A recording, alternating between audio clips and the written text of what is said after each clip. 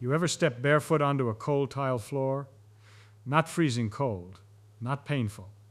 I mean one of those floors that feels like it came right out of the refrigerator.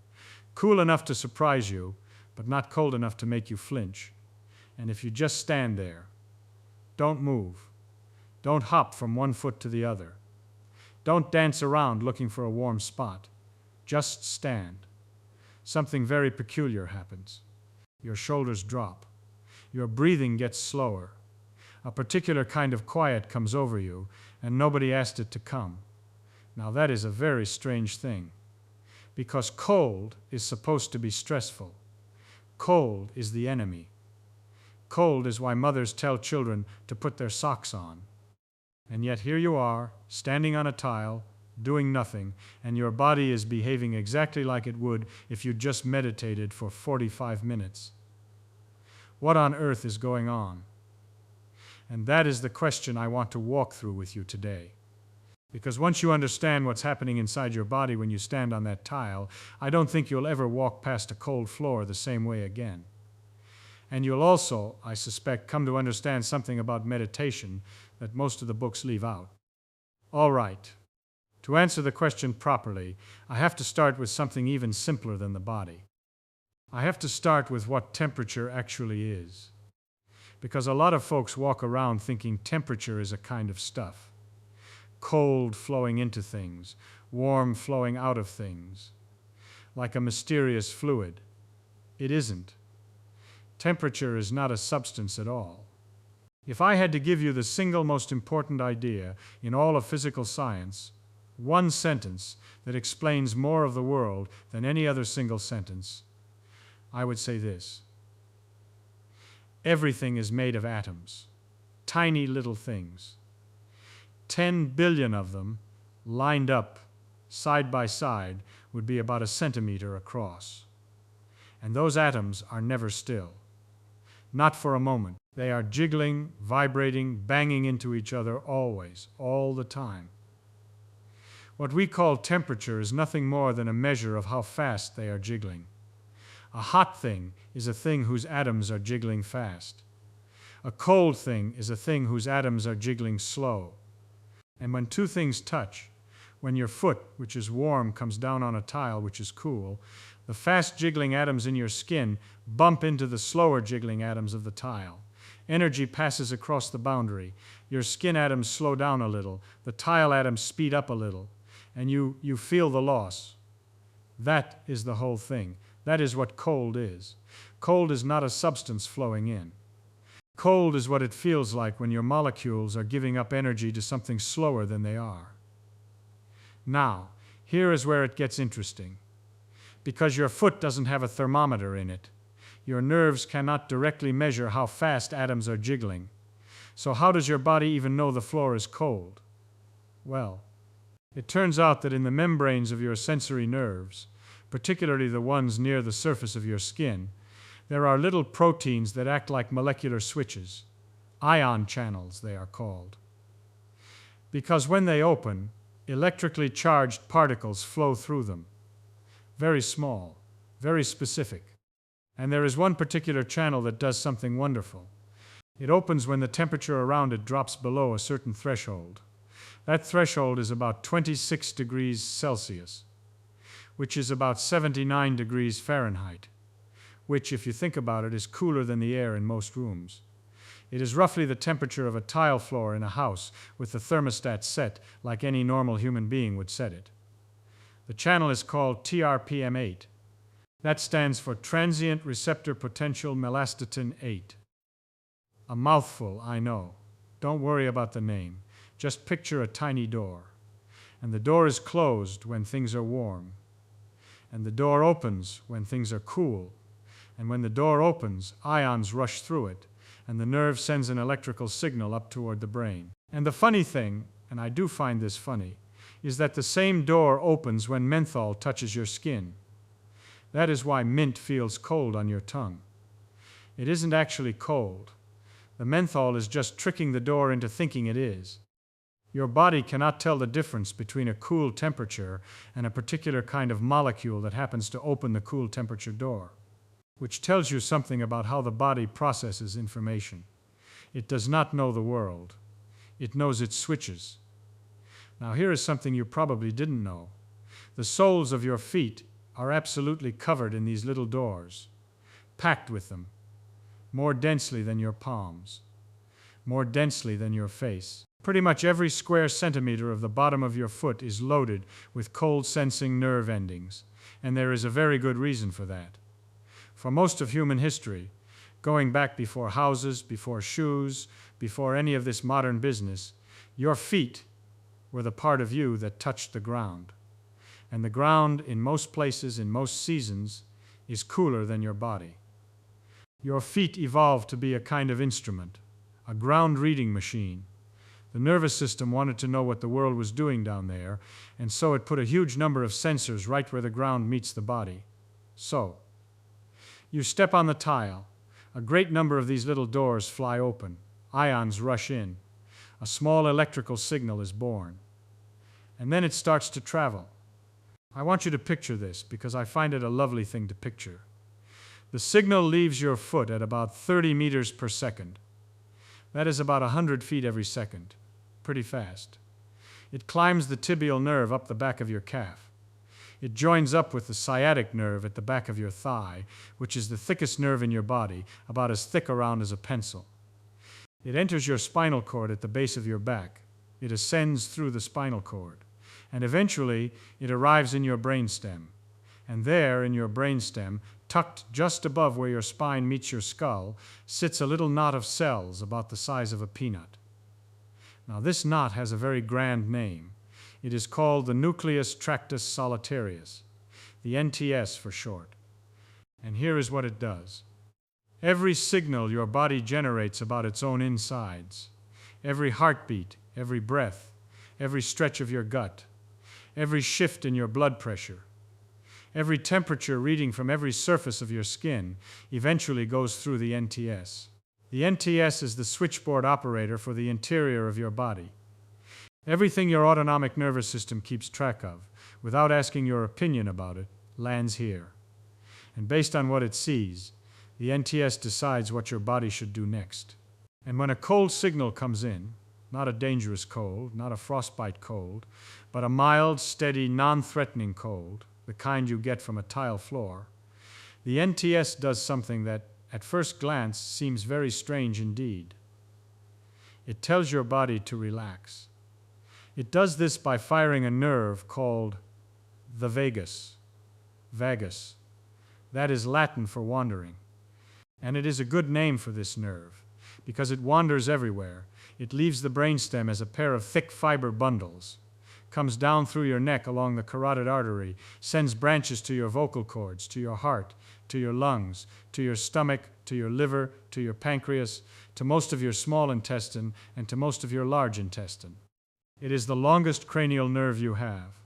It is the main telephone line between your brain and everything in your torso. And about 80% of its fibers, and this is one of the things nobody tells you in high school biology, about 80% of its fibers go upward, from the body to the brain. Most of the vagus is a listening nerve. Your brain spends most of its vagal bandwidth hearing from your organs, not commanding them. It is, if you will, mostly a phone your organs use to call headquarters. But the 20% that go downward, those are the ones that matter for today. Those are the parasympathetic fibers. And when they fire, here is what happens.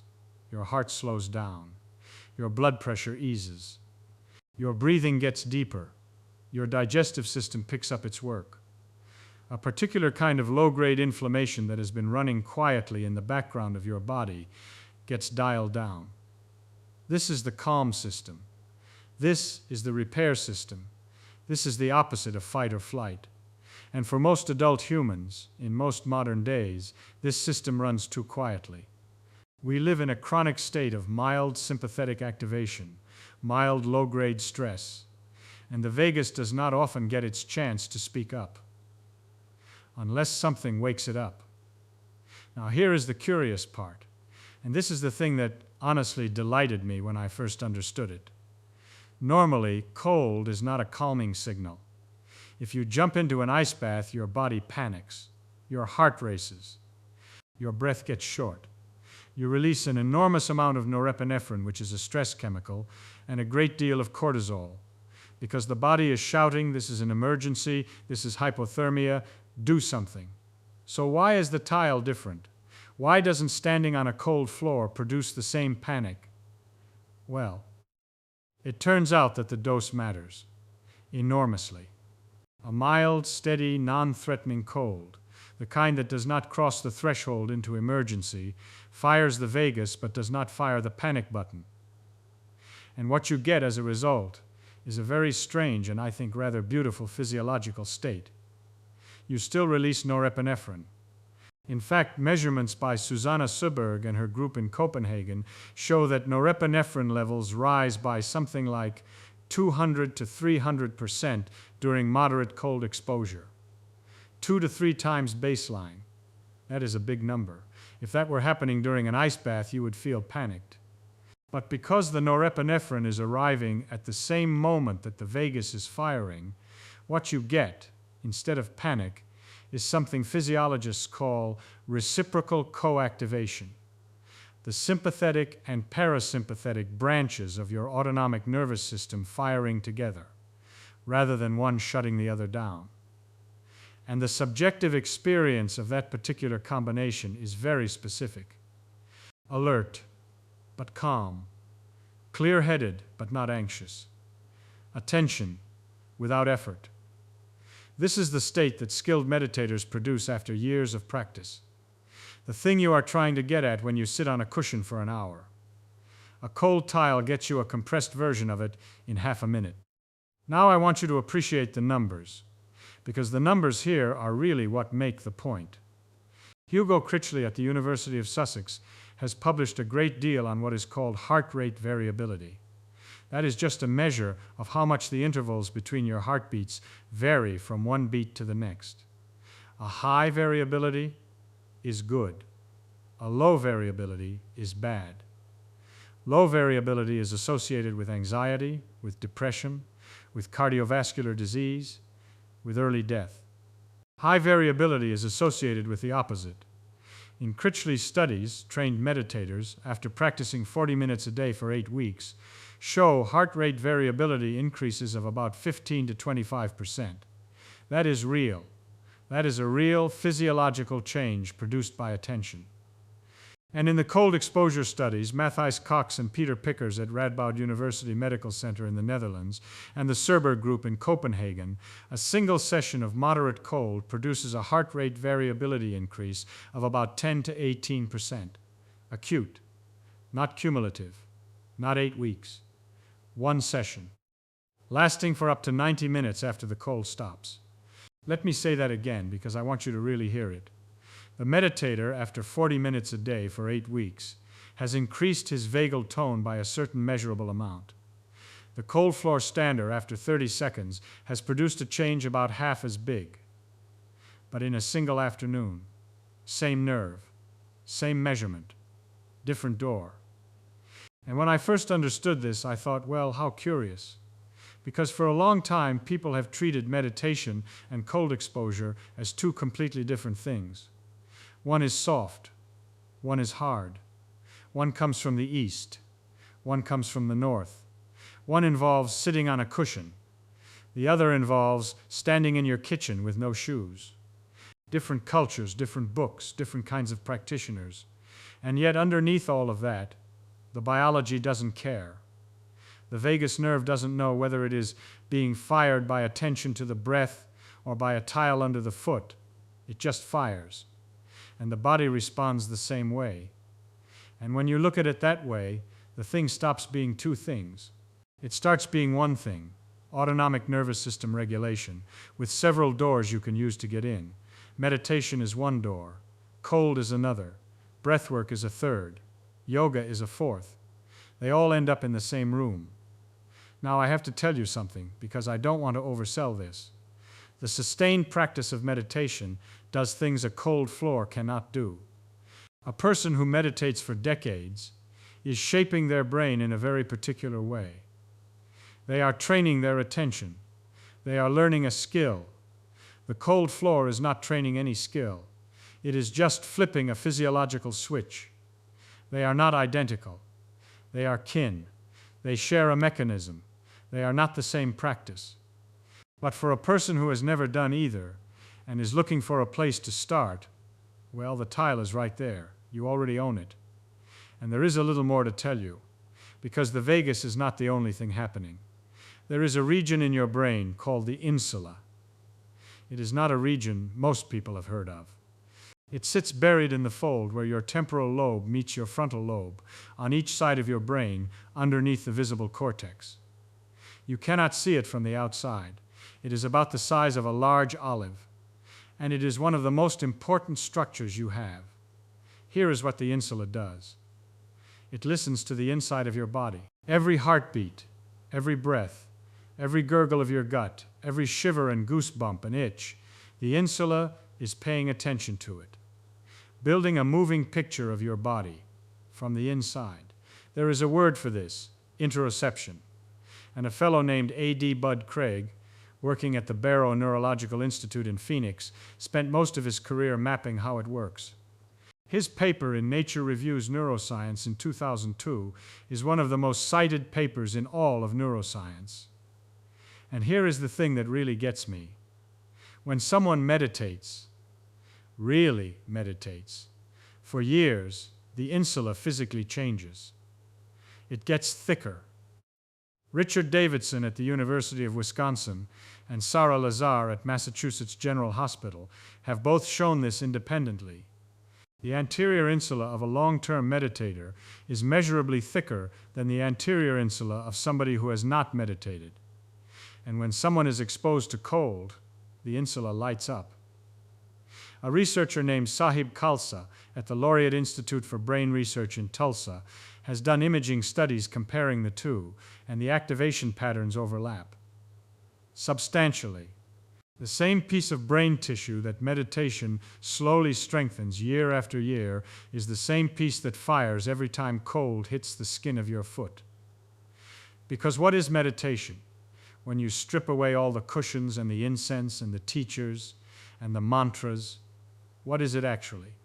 It is paying attention to the inside of your body in a non-judgmental way.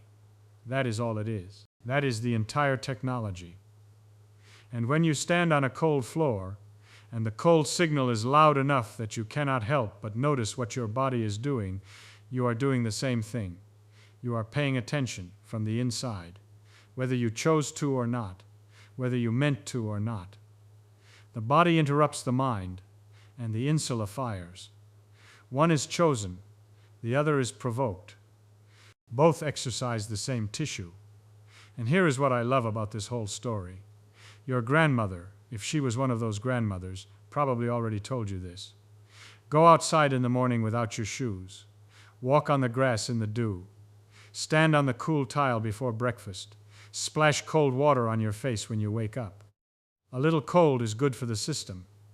All those old pieces of advice that sound, to a modern ear, like something out of a country you have never been to. Your grandmother did not know about TRPM8. She did not know about the nucleus tractus solitarius. She did not know about vagal tone, or insular thickness, or heart rate variability, or any of the rest of it. She was not operating from the molecules up. She was operating from what she had seen. And what she had seen was that it worked. Her mother did it. Her mother's mother did it. In many cultures across many generations, the people who spent their mornings in contact with cool ground were the ones who tended to stay calm. The biology found her out about 300 years late. This is one of the things you learn if you pay attention long enough. People often know what works before they know why. The knowing why comes later, sometimes much later. Sometimes the grandmother's advice gets its molecular explanation in a paper in Nature 2 centuries after she died. That doesn't mean folk wisdom is always right. A great deal of it is wrong, and I would be the last person to tell you to trust every old saying. But when a piece of advice has been passed down through enough generations, in enough cultures, doing roughly the same thing, it is usually pointing at something real. The mechanism is buried, but the effect has been seen. So here is what I want to tell you. If you have been thinking about meditation, and you have tried it and it didn't stick, if the app was too slow, if the voice was too soft, if the cushion made your back hurt, if your mind wandered the whole time, don't feel broken. You are not broken.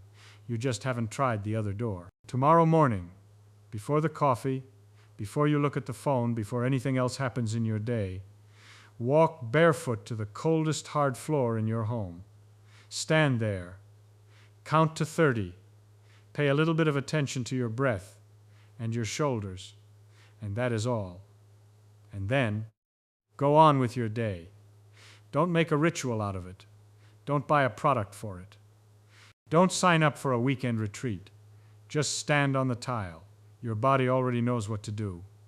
The whole apparatus, the channel, the nerve, the brainstem, the vagus, the insula, is sitting there waiting to be used. If it works, and I suspect it will, you will have done in 30 seconds something that a lot of very serious people pay a lot of money to get at in a long weekend. You will not have become enlightened, but you will have found under your own kitchen table a piece of physiological machinery that nobody sold you, and nobody can. So here is what I am curious about. If there is a piece of old family wisdom of yours that turned out to be scientifically correct, tell me what it was.